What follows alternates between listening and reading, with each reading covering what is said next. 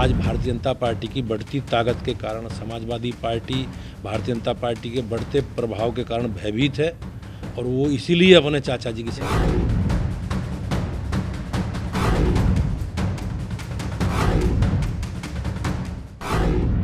एक कहावत कि इश्क और जंग में सब कुछ जायज, कुछ ऐसे ही हालात इन दिनों उत्तर प्रदेश की सियासत में भी पैदा हो गए। खासकर प्रदेश के पूर्व मुख्यमंत्री और समाजवादी पार्टी अध्यक्ष अखिलेश यादव के साथ तो कुछ ऐसा ही हो रहा है। दरअसल समाजवादी पार्टी के संस्थापक और अखिलेश यादव के पिता मुलायम सिंह के निधन के बाद खाली हुई मैनपुरी लोकसभा सीट पर आगामी 5 दिसंबर को उपचुनाव होने और सपा की तरफ से पार्टी का गढ़ बचाने के लिए अखिलेश यादव की पत्नी डिंपल यादव चुनाव मैदान में है।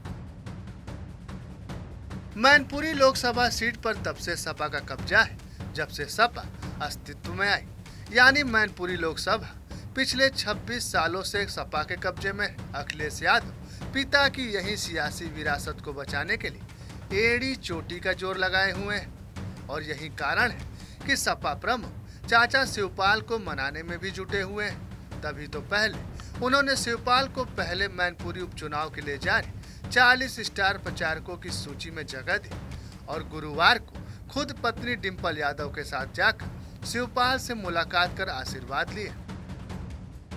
उधर चाचा भतीजे के उस मुलाकात को लेकर यूपी बीजेपी अध्यक्ष भूपेंद्र चौधरी ने हमला बोला और बोला कि समाजवादी पार्टी बीजेपी की बढ़ती ताकत से भयभीत है, लिहाजा अब अखिलेश यादव शिवपाल यादव के मान मनौवल में जुटे हुए हैं।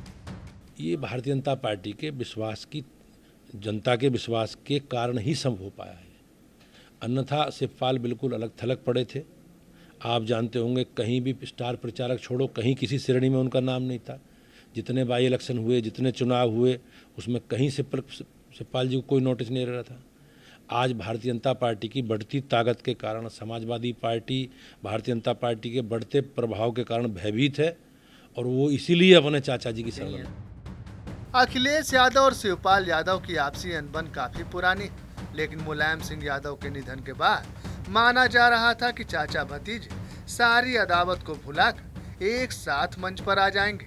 मुलायम सिंह के अंतिम संस्कार से लेकर अस्थि कलश विसर्जन और शांति पाठ तक शिवपाल यादव अखिलेश यादव के बीच नजदीकियां दिखी थी, जिसके बाद कयास लग रहे थे कि चाचा भतीजे के बीच तलखियां मिट गई हैं और मुलायम कुनबा फिर से एकजुट।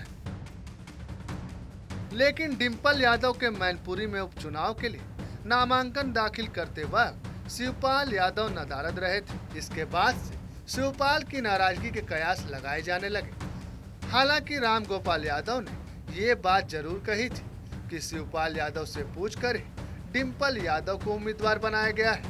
की नाराजगी नहीं, पूरा परिवार एक है, सारा काम सबकी राय से हुआ है, उसमें शिवपाल सिंह की भी राय है। उनकी राय है, फिर वो आ नहीं रहे हैं सर, इसको लेकर सवाल है थोड़ा। अब वो उनकी पार्टी दूसरी है। अच्छा सर, हालांकि एमएलए समाजवादी पार्टी के ही आना चाहिए।